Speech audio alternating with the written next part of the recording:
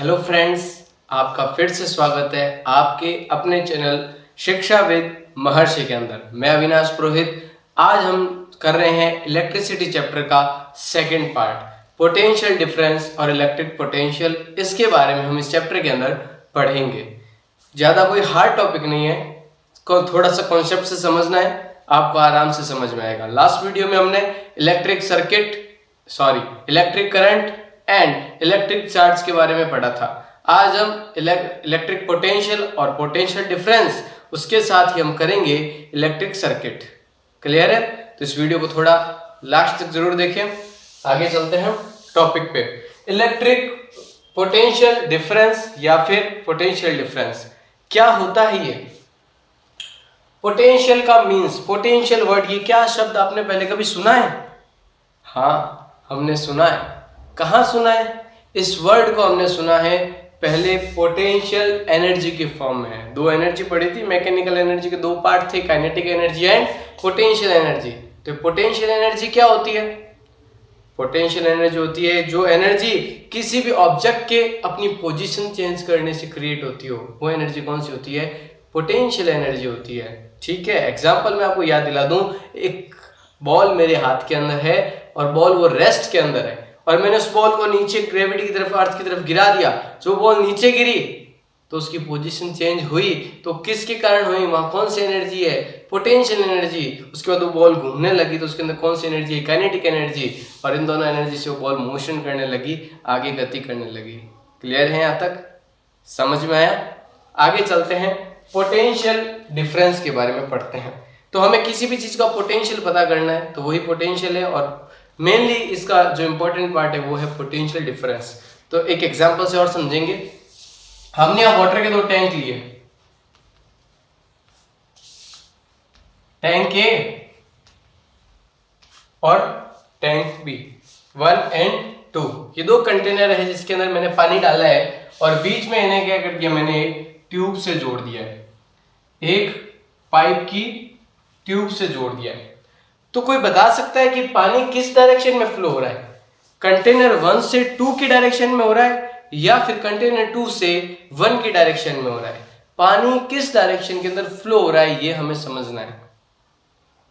तो अभी हम अगर इसे गौर से देखें तो हम देखेंगे पानी किसी भी डायरेक्शन में फ्लो नहीं हो रहा।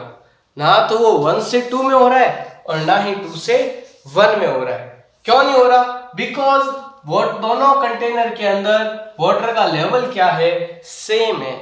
जब तक आप वाटर के लेवल को चेंज नहीं करोगे, पानी फ्लो नहीं होगा, वाटर आगे की डायरेक्शन में फ्लो नहीं होगा। नदियां हमारी है ऊंचाई से नीचे आती है, high level to low level की तरफ आती है।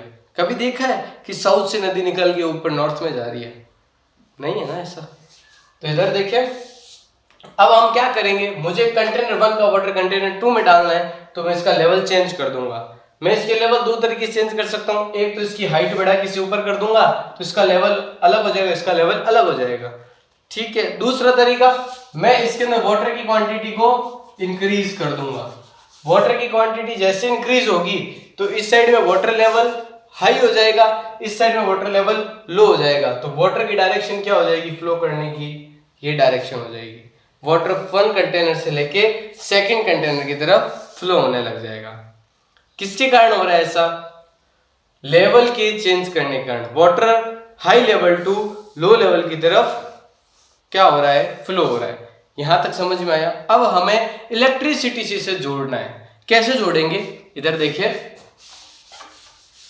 हमें क्या करना है? हमने क्या किया? एक कॉपर वायर लिया और इसको लेके बैठ गए। ये पॉइंट ए, पॉइंट बी। अब बोल दिया कि बताओ इसमें इलेक्ट्रिसिटी का फ्लो हो रही है। इलेक्ट्रिसिटी मतलब charge, flow of charge is called electricity. तो इसके अंदर इलेक्ट्रिसिटी का फ्लो हो रही है, तो हम बता सकते हैं क्या? हम नहीं बता सकते। नहीं बता सकते। क्यों नहीं बता सकते? क्योंकि पहली बात तो इसमें लेवल का कोई रोल नहीं है। दूसरा, ना इसके अंदर ग्रेविटेशन फोर्स का कोई रोल है, कुछ भी नहीं है। तीसरी बात कि हमें जब यही नहीं पता कि इलेक्ट्रिक पोटेंशियल क्या होता है, तब तक हम कैसे बताएंगे कि इसके बीच का पोटेंशियल डिफरेंस क्या है, चार्ज और फ्लो क्या है? तो इससे थोड़ा समझेंगे। इधर देखेंगे, हमने क्या किया, मैं आपको एक छोटी सी चीज बताता हूँ। ये बहुत सारे मैंने बना दिया आपको चार्ज, दिख रहे हैं आपको डॉटेड, ये बहुत सारे चार्ज है। ये पॉजिटिव भी हो सकता है और नेगेटिव भी हो सकता है। ये कैसे भी हो सकता है, ये चार्ज पॉजिटिव भी हो सकते हैं और नेगेटिव भी हो सकता है। और मैंने इस चार्ज के अंदर 2 पॉइंट फिक्स कर लिए, ये मेरा पॉइंट ए और ये मेरा पॉइंट बी, और ये वाला मैंने ले लिया चार्ज जो है Q। मुझे क्या करना है, इस Q चार्ज को A पॉइंट से B पॉइंट तक लेके जाना है। तो मैं इस चीज को धक्का देके ले जाऊंगा, चला जाएगा? नहीं जाएगा। अगर ये सारे चार्ज इस Q चार्ज के सिमिलर है, अगर ये सारे चार्ज इस Q चार्ज के सिमिलर है, तो हमने पहले वाली क्लास में पढ़ा था जो सेम चार्ज होते हैं, सिमिलर चार्ज होते हैं, वो एक दूसरे को रिपल करते हैं। क्या करते हैं? रिपल, एक दूसरे से दूर जाते हैं। तब ये अपना पूरा फोर्स लगाएंगे और इस Q चार्ज को अपने से दूर करने की कोशिश करेंगे। तब हमें एक फोर्स लगाना पड़ेगा। हमें क्या करना पड़ेगा, इस Q के ऊपर एक फोर्स लगाना पड़ेगा और हमें फोर्स लगा के Q को A से B तक लाएंगे। और जब हम कहीं पर भी फोर्स लगाते हैं और फोर्स के साथ वहां पे क्या हो जाए,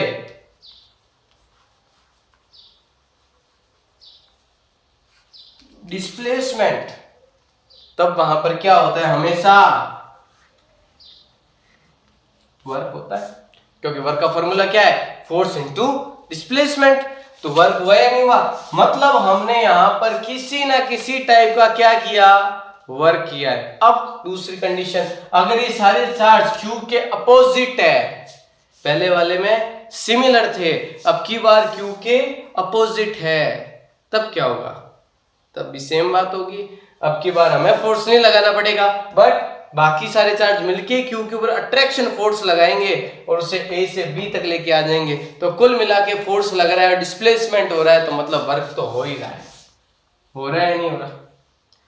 जब वर्क हो रहा है किसी चार्ज में, किसी चार्ज द्वारा कोई वर्क किया जा रहा है, किसी पर यूनिट चार्ज द्वारा कोई वर्क किया जा रहा है, वर्क कौन कर रहा है, चार्ज कर रहा है, तो वही क्या होता है, उसका पोटेंशियल होता है।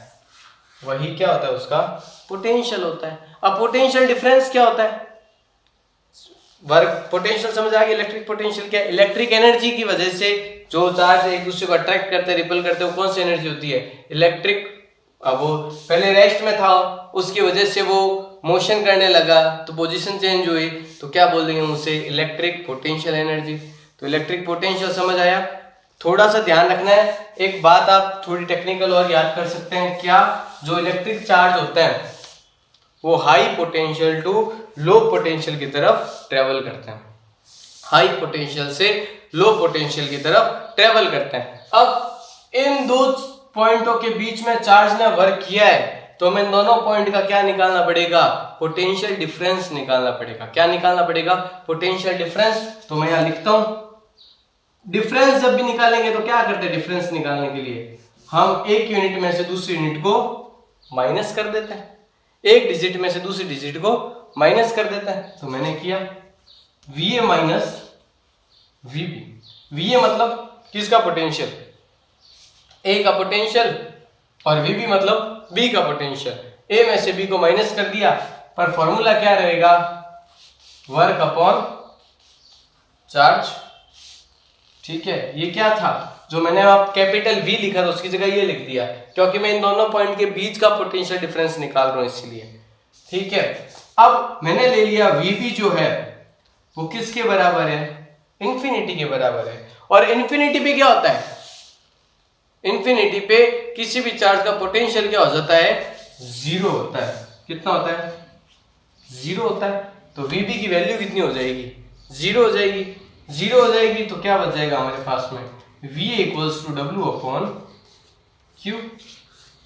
अब मान लिया यहां पर चार्ज जो है वो कितने यूनिट है, 1 यूनिट है।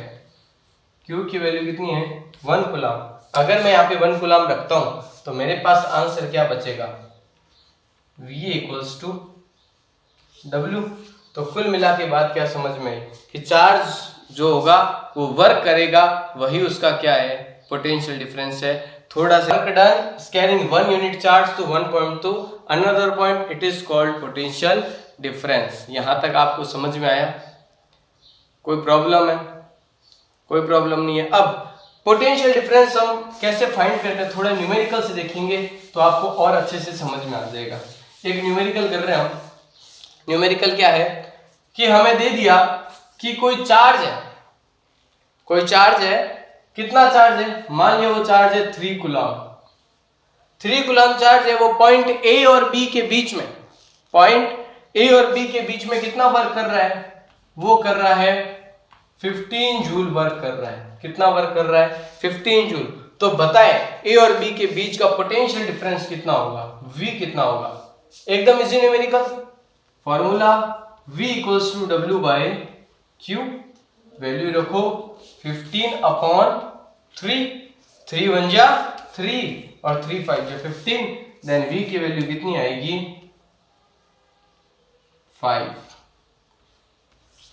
अब जो पोटेंशियल डिफरेंस निकाला है इसकी SI यूनिट, SI यूनिट लिखनी कंपलसरी है। तो SI यूनिट हम क्या लिख देंगे? वर्क की यूनिट क्या होती है? जूल, और चार्ज की यूनिट कूलम। जूल पर कूलम भी लिख सकते हो आप। V की SI यूनिट जूल पर कूलम आपको बता दिया, या फिर जूल की पावर -1 ये भी लिख सकते हो। और इसे आप कॉमन फॉर्म में क्या लिख सकते हो जो हम लिखते हैं सभी? वोल्ट। क्योंकि वोल्टा एक इटालियन साइंटिस्ट थे, वोल्टा, उन्होंने पोटेंशियल डिफरेंस को क्लेरिफाई किया था, समझाया था। तो उनके ऑनर के अंदर हम क्या करते हैं, पोटेंशियल डिफरेंस की यूनिट उनके नाम पे लिख देते हैं, इसे बोलते हैं वोल्ट। यहां तक आपको समझ में आया? कोई प्रॉब्लम है किसी भी टाइप की? कोई प्रॉब्लम? अगर कोई प्रॉब्लम है तो आप पूछ सकते हैं। आगे देखें, ये था पोटेंशियल डिफरेंस। अब हम क्या करेंगे, एक न्यूमेरिकल और देखेंगे, एकदम इजी। हमारे पास दे रखा है इलेक्ट्रिक करंट, दे दिया हमें 5 एम्पियर, और टाइम दे दिया 2 सेकेंड, और ये बता दिया कि ये जो इलेक्ट्रिसिटी है 5 एम्पियर इलेक्ट्रिसिटी 2 सेकेंड के अंदर कितना वर्क करती है? 20 जूल वर्क करती है।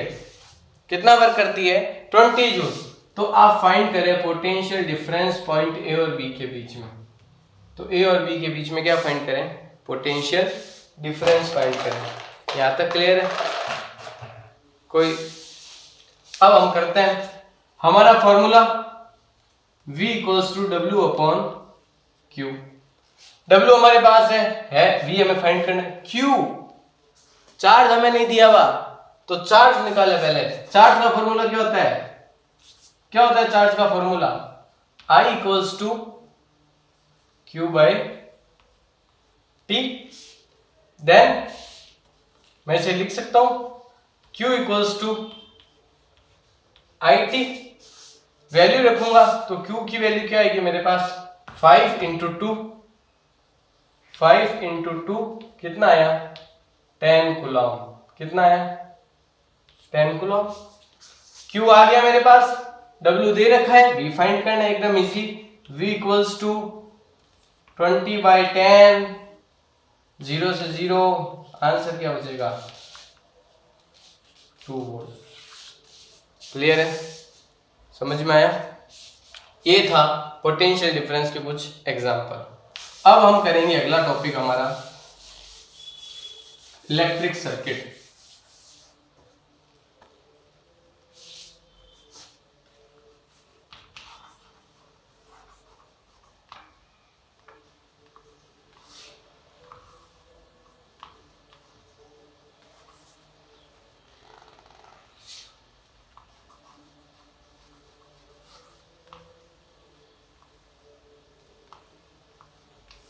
इलेक्ट्रिक सर्किट क्या होता है? इलेक्ट्रिक सर्किट होता है वो पाथ जिसके अंदर से इलेक्ट्रिसिटी फ्लो होती है, उस पाथ को हम क्या बोलते हैं? इलेक्ट्रिक सर्किट बोलते हैं। इलेक्ट्रिक सर्किट क्या होता है? वो पाथ जिसके अंदर से इलेक्ट्रिसिटी फ्लो होती है, उसे ही हम क्या बोलते हैं? इलेक्ट्रिक सर्किट बोलते हैं। ठीक है, तो इलेक्ट्रिक सर्किट, हमारे घरों में जो इलेक्ट्रिसिटी फ्लो हो रही है किसी किसी एम्प्लीयंस के अंदर से कहाँ जा रही है, तो कोई ना कोई इलेक्ट्रिक सर्किट बना हुआ है, कोई ना कोई उसका पाथ बना हुआ है जिसके अंदर से इलेक्ट्रॉन्स, प्रोटॉन्स या फिर चार्ज क्या होंगे? फ्लो होंगे। तो फ्लो ऑफ चार्ज को इलेक्ट्रिसिटी, जिसमें से इलेक्ट्रिसिटी फ्लो हो रही है, उसे हम क्या बोलते हैं? इलेक्ट्रिक सर्किट बोलते हैं। अब आगे, अब प्रैक्टिकली हम जब करेंगे, न्यूमेरिकल्स करेंगे, क्वेश्चन करेंगे या फिर किसी चीज को समझेंगे, तो हमें सर्किट डायग्राम बनाना पड़ेगा कि इलेक्ट्रिसिटी आपकी कैसे फ्लो हो रही है, उसका सर्किट डायग्राम क्या है। तो सर्किट डायग्राम के लिए हम क्या करेंगे?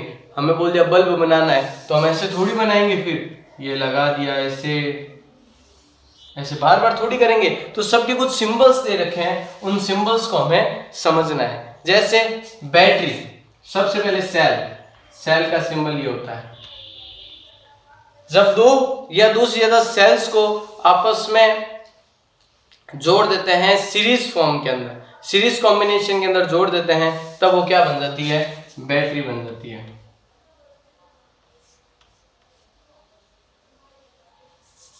ये एक सेल, ये दूसरा सेल, ये तीसरा सेल, ये क्या बन गई? बैटरी बन गई। जैसे मैंने आपको इलेक्ट्रिक करंट बताया था, तो मैंने आपको बताया था अमीटर, नहीं बताया तो मैं आपको फिर बताता हूँ कि इलेक्ट्रिक करंट को मेजर करने के लिए, इलेक्ट्रिसिटी को मेजर करने के लिए हम किसका यूज करते हैं?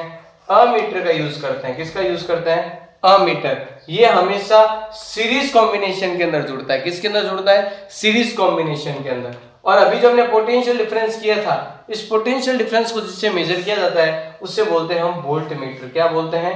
Volt meter. ये हमेशा पैरेलल कॉम्बिनेशन में कनेक्ट किया जाता है। किसमें किया जाता है? पैरेलल कॉम्बिनेशन के अंदर। अगला देखिए, ये cell, battery, ammeter, voltmeter. उसके बाद में आता है बल्ब। क्लियर है? ये भी हमेशा सीरीज कॉम्बिनेशन में जुड़ेगा। आप इसे पैरेलल में जोड़ो तो वो इलेक्ट्रिसिटी पे डिपेंड है, बाकी आपके डायग्राम पे डिपेंड है आप कैसे जोड़ते हैं। ऐसा कुछ जरूरी नहीं है सीरीज में जुड़ेगा।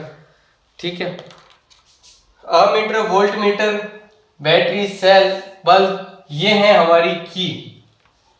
ये ओपन की है और ये क्लोज की है। ओपन की और क्लोज की में क्या डिफरेंस होता है? मतलब हमने यहाँ पर क्लोज की भी मतलब इलेक्ट्रिसिटी इसमें से पास होगी, ओपन की मतलब इस की को खोल रखा है तो इसमें से इलेक्ट्रिसिटी आगे पास नहीं होगी। क्लियर है? तीसरा, अब जो लास्ट है वो आपके हैं इसे वेरिएबल रेजिस्टेंस बोलते हैं। क्या बोलते हैं इसे? वेरिएबल रेजिस्टेंस बोलते हैं। इससे आप बार बार किसी भी कंडक्टर की, किसी भी सर्किट की रेजिस्टिविटी को बढ़ा सकते हैं या फिर कम कर सकते हैं। ये कैसे अब सर्किट डायग्राम में जुड़े हुए होते हैं, इन सब के बारे में हम आगे पढ़ेंगे। अगला हमारा टॉपिक है ओम्स लॉ। आप सभी को आराम से समझ में आया होगा। कोई भी डाउट हो, दिक्कत हो, आप कमेंट करके, मैसेज करके पूछ सकते हैं। Thank you.